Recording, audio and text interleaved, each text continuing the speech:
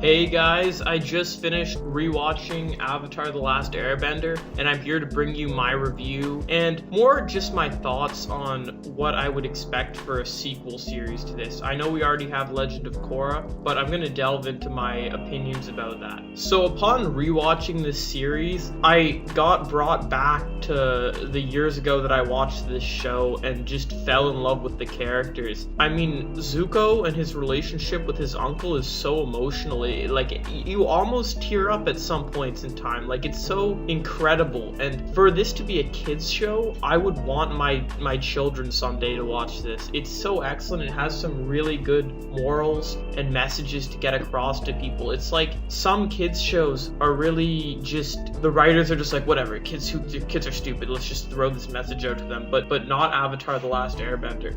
Avatar and Legend of Korra fits into this too. They appealed to kids in a way that didn't treat them like they were stupid. I'm not saying all kids shows are like that, because there are definitely other awesome kids shows out there, but this show got kids excited and it got adults excited. Like, I've ranted on about the Pokemon anime. The Pokemon anime treats kids like they have some sort of problem. Like, I don't understand where the writers of Pokemon, I think they just swap them out all the time. So we end up with people that, like, I'll give you an example. Certain writers will forget character traits. For instance, you'll have Gary Oak being an asshole in the first few seasons of the show, and then like 10 seasons later, you'll see him come back. I don't know exactly how, like, when he comes back, but I remember watching him and he's being like super nice to Ash. I'm like, did you guys forget that Gary's a complete dickhole to Ash all the time? Avatar: The Last Airbender is consistent. It doesn't do that. You have a story from start to finish and you see characters develop and evolve. Zuko is one of my favorite characters of all time for evolving the way he did.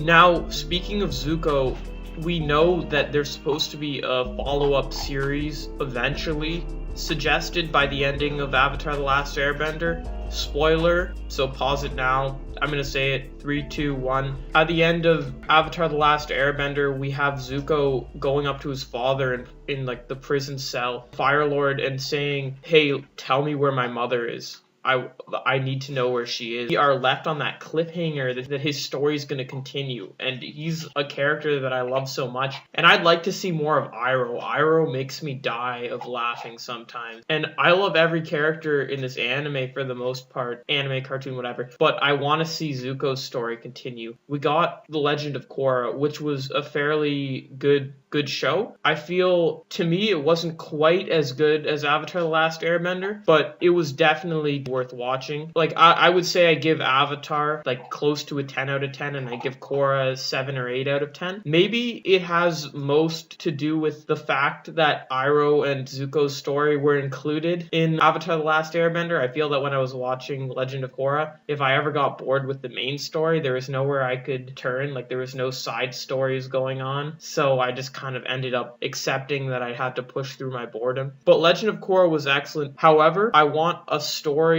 set right after the events of Avatar: The Last Airbender, where I get to see Zuko pursue this quest. I need to see that. I want to see that. It's going to be entertaining as hell. And then also continue the Korra events if you'd like to, but I can't wait. This show is excellent. Guys, if you haven't really heard this show recommended to you, please take my word for it. You're missing out. It's a real treat. It's a legitimately funny kids show. It has an awesome epic story, and it'll keep you excited the entire way through. There's a few random filler episodes that are just spread about, but a lot of animes kind of series like this deal with that shit. But look past them or find a way to skip those episodes or watch them on fast forward, and this show is incredible. Like a big growing snowball of nerves. Of course you are. That's because you gotta fight the Fire Lord, the baddest man on the planet. And you better win or we're all done for. Sokka, you're not helping. What? It's true. That's the deal. He knows it. Goodbye, Moon Man.